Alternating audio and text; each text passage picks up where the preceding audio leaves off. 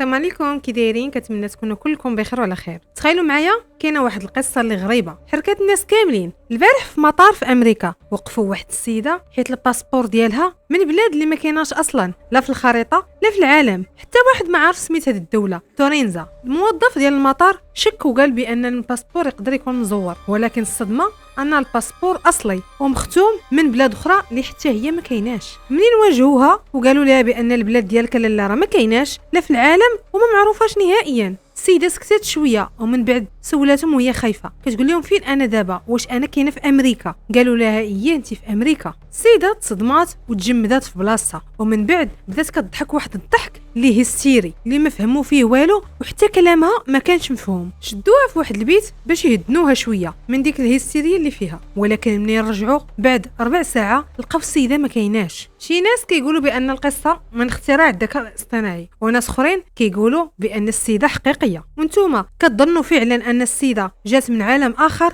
خليو لي الاراء ديالكم في التعليقات، وما تنساونيش بالاشتراك في القناه. تهلاو ليا في ريوسكم. السلام عليكم.